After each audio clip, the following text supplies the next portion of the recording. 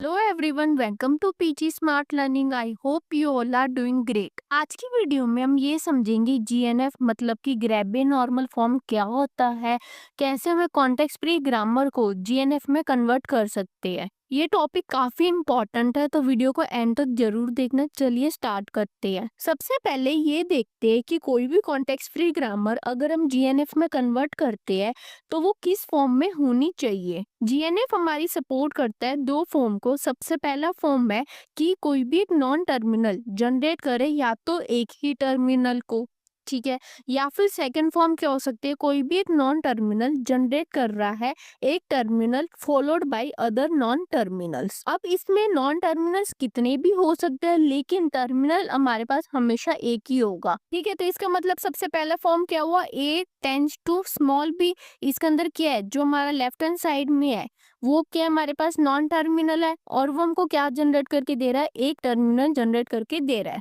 And second form हमारे पास क्या हुई, A tends to small B, capital A capital C capital B, कितने भी हमारे पास आगे नॉन टर्मिनल्स हो सकते हैं। अब आप इसमें ये देखो कि लेफ्ट हैंड साइड में हमारे पास क्या है, नॉन टर्मिनल है, जो हमें क्या जनरेट करके दे रहा है, एक terminal that is small b and three non terminals, ठीक है। इतना क्लियर होगा आपको। और इसके अंदर जो नल प्रोडक्शन होगा वो सिर्फ स्टार्टिंग सिंबल के पास ही हो सकता है, मतलब कि स्टार्टिंग सिंबल ही नल ट्रांजेक्शन परफॉर्म कर सकती है, सेम वे में जैसे हम चॉम्स्की नॉर्मल फॉर्म में हमने समझा था।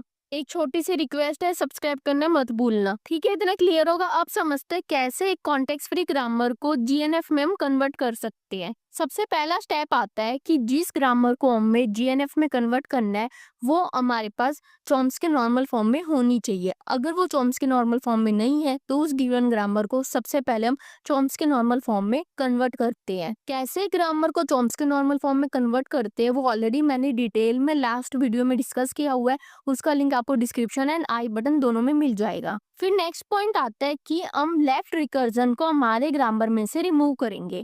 अब एक लेफ्ट रिकर्जन को हमारे ग्रामर से हम कैसे रिमूव कर सकते हैं उसको थोड़ा सा समझते हैं।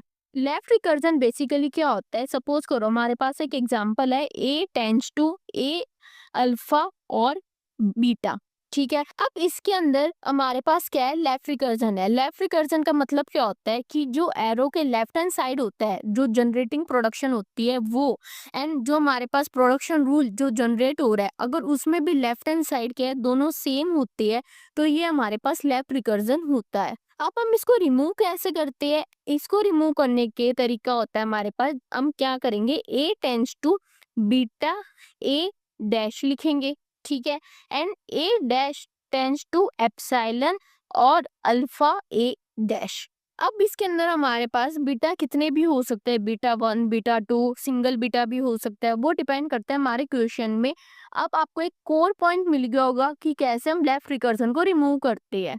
एक शॉर्ट फॉर्म में समझ लेते हैं कैसे रिमूव करेंगे। जो ए है, जो हमारा लेफ्ट रिकर्सिव होगा उसको हम सबसे पहले लिखेंगे, फिर हम क्या लगाएंगे, एरो, जो हमारा प्रोडक्शन क्या हो रहा है, जनरेट हो रहा है, एंड जनरेट होकर हमें क्या मिल रहा है, बीटा मिल रहा है, ठीक है, बीटा, एंड उसके साथ एक हमने ऐड कर दिया variable that is a dash को, ठीक है।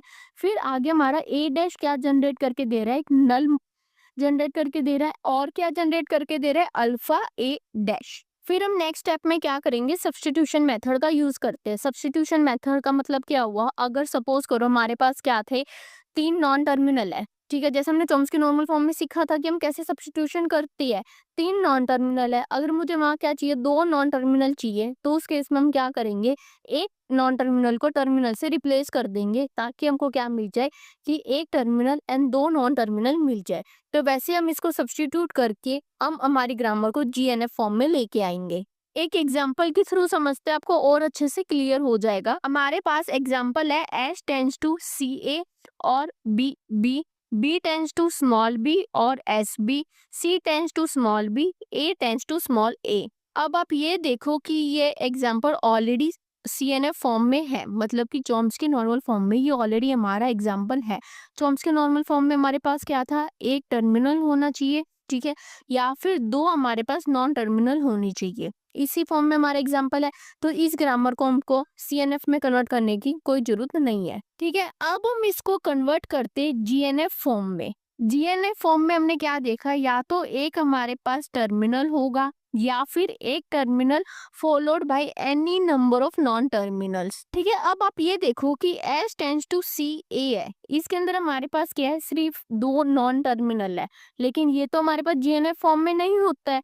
तो हम क्या करेंगे कि रिप्लेस कर देंगे, सब्स्टिट्यूट कर देंगे। अब सब्स्टिट्यूट इसमें आप क्या करोगे, सी को सब्स्टिट्यूट कर दोगे बी से, क्योंकि सी हमारा क्या प्रोडक्शन जनरेट करके दे रहा है, बी को जनरेट करके दे रहा है। तो अब हमारे पास एस क्या बन जाएगा, S tends to small B capital A और capital B, B tends to small B और S B, C tends to small B, A tends to small A. अब ये हमारे पास न्यू ग्रामर बन गया जिसको हमें जीएनएफ में कन्वर्ट करना है। अब आप ये देखो, S tends to capital B and B tends to capital B, ये दो है जिसमें अभी भी हमारे पास दो नॉन टर्मिनल है।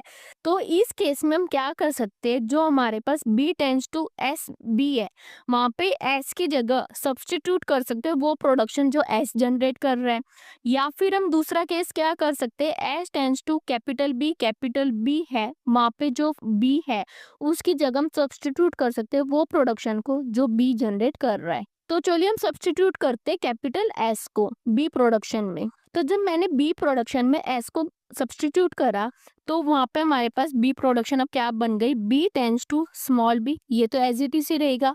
और अब एस की जगह हम सब्स्टिट्यूट करेंगे सबसे पहले बी ए को, small b and capital A, और उसके बाद जो बी है वो एज इट इज ही रहेगा। उसके बाद और फिर हमारे पास क्या है, एस में कैपिटल बी है दो बार, तो उसको भी हम सब्स्टिट्यूट कर देंगे एस की जगह।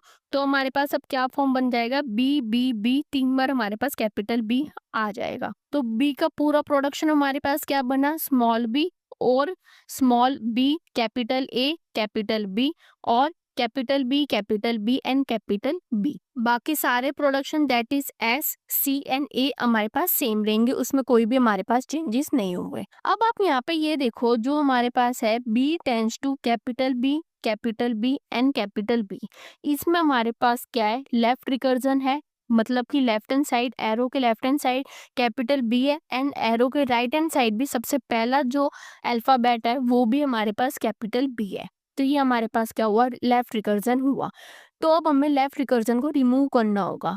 लेफ्ट रिकर्जन हम कैसे रिमूव करते हैं वो हम भी हमने समझा था। हमारे पास अल्फा, बीटा एंड ए, तीन हमारे पास चीज होनी चाहिए लेफ्ट रिकर्जन को रिमूव करने के लिए। तो इसमें सबसे पहले ये समझते हैं कि क्या अल्फा होगा, क्या बीटा होगा एंड क्या हमारे पास कैपिटल ए होगा। अब बी की जो हमारे पास प्रोडक्शन है, स्मॉल बी और small B, capital A capital B और कैपिटल बी है जो तीन टाइम। तो इसमें हमारे पास जो सबसे पहला बी है दैट इज स्मॉल बी, वो हमारे पास क्या हुआ, बीटा 1 हुआ। ठीक है, देन जो हमारे पास क्या है, small B capital A capital B, ये हमारे पास बीटा 2 हुआ। ठीक है, जिसकी वजह से रिकर्जन हो रहा है वो हमारे पास ए हुआ, और बचे हुए हमारे पास जो दो बी है वो हमारे पास अल्फा हो गए। ठीक है, एंड एरो के जो लेफ्ट हैंड साइड में वो हमारे पास क्या हुआ, ए हुआ। अब ये कैसे ए हमने पता लगाया, अल्फा पता लगाया, बीटा पता लगाया, उसको मैं आपको थोड़ा सा समझा देती हूँ। ऊपर वाले आप एग्जाम्पल में देखो, हमारे पास रिकर्जन किसकी वजह से आ रहा था, कैपिटल ए की वजह से रिकर्जन आ रहा था। ठीक है, कैपिटल ए से बाद जितने भी हमारे पास बचे हुए नॉन टर्मिनल्स होंगे वो सारे हमारे लिए अल्फा होंगे। ठीक है, एंड जो बीच में और है, और के बाद जितने भी हमारे प्रोडक्शंस होंगे वो हमारे पास सारे ही बीटा होंगे। ठीक है, तो इस केस में हमारे पास रिकर्जन किसकी वजह से आ रहा था, कैपिटल बी की वजह से आ रहा था। तो कैपिटल बी हमने ए ले लिया। ठीक है, उसके साथ जितने भी जुड़े हुए नॉन टर्मिनल्स है वो हमारे पास अल्फा हो गए। ठीक है, और जो भी हमारे पास और में लिखे हुए हैं वो हमारे पास बीटा 1 एंड बीटा 2 हो गए। तो ऊपर वाले में हमको क्या मिल रहा था, A tends to beta A dash. अब इस केस में हमारे पास बीटा क्या है, दो है, बीटा 1 एंड बीटा 2, तो जितने बीटा हो गए उसको लाइन में हम लिखते जाएंगे। ठीक है, तो बीटा 1 सबसे पहले लिखेंगे, बीटा 1 क्या है, स्मॉल बी, तो स्मॉल बी हमने लिख दिया, एंड हमारे पास ए डैश क्या है, इसमें बी डैश है तो वो लिख दिया। ठीक है, और बीटा 2 क्या आ जाएगा, बी ए कैपिटल बी। ठीक है, और ए डैश केस में हमारे पास बी डैश है। ठीक है, और एक हमें क्या मिल रहा था, ए डैश टेंस टू एप्सिलॉन और अल्फा ए डैश। तो इस केस में हमको ए डैश हमारे पास क्या है, बी है, ए हमारे पास बी है, तो हमारे पास क्या बन जाएगा, बी डैश बन जाएगा। बी टेंस टू एप्सिलॉन, ठीक है। अल्फा हमारे पास इसमें क्या दे रखा है, double b, double capital B है हमारे पास, तो क्या आ गया, कैपिटल बी 2 बार आ गया। और ए डैश हमारे पास इसमें क्या है, बी डैश है, वो हमारे पास आ गया। तो अब लेफ्ट रिकर्जन रिमूव करने के बाद हमारे पास बी की क्या फॉर्म बनी, B tends to small B, B dash और small B capital A, capital B and capital B dash, B tends to epsilon और capital B and capital B dash. S C A तीनों same रहेंगे, उसमें कोई भी हमारे पास difference नहीं है। अब आप ये देखो कि बी डैश में हमारे पास एप्सिलॉन है, ठीक है, लेकिन हमने क्या देखा कि एप्सिलॉन मूव सिर्फ हमारे पास स्टार्टिंग सिंबल में हो सकता है, और यहाँ पे हमारे पास स्टार्टिंग सिंबल क्या है, एस है, तो हमको यहाँ पे एप्सिलॉन प्रोडक्शन को रिमूव करना होगा, क्योंकि बी डैश हमारे पास स्टार्टिंग सिंबल नहीं है। अब आप एप्सिलॉन प्रोडक्शन कैसे रिमूव करते हो, जहाँ जहाँ आपको बी डैश दिखता है उस वहाँ पे सब्स्टिट्यूट कर दोगे एप्सिलॉन को, ठीक है। तो हमारे पास बी डैश किस में है, बी वाले प्रोडक्शन में भी है एंड बी डैश वाले प्रोडक्शन में भी है, तो चलिए सब्स्टिट्यूट करते हैं। तो अब सबसे पहले क्या रहेगा, वो प्रोडक्शन एज इट इज रहेगा और उसके बाद हम बी डैश में सब्स्टिट्यूट करेंगे। तो अब हमारे पास बी क्या बन जाएगा, B tends to small B, B dash, अब बी डैश की जगह हम एप्सिलॉन को सब्स्टिट्यूट करेंगे तो और स्मॉल बी, ठीक है। फिर हमारे पास क्या बचा, small B capital A, capital B and capital B dash, ठीक है। अब बी डैश की जगह हम एप्सिलॉन को सब्स्टिट्यूट कर देंगे और small B capital A, capital B, ठीक है। अब एक हमारे पास बी डैश है, बी डैश वाले प्रोडक्शन में भी, ठीक है, तो उसमें भी हमें सब्स्टिट्यूट करना होगा। तो बी डैश वाली हमारी प्रोडक्शन क्या बन जाएगी, B dash tends to capital B, capital B, capital B dash और capital B and capital B, क्योंकि अब जो लास्ट में बी डैश है उसकी जगह हमने एप्सिलॉन को सब्स्टिट्यूट कर दिया है, ठीक है।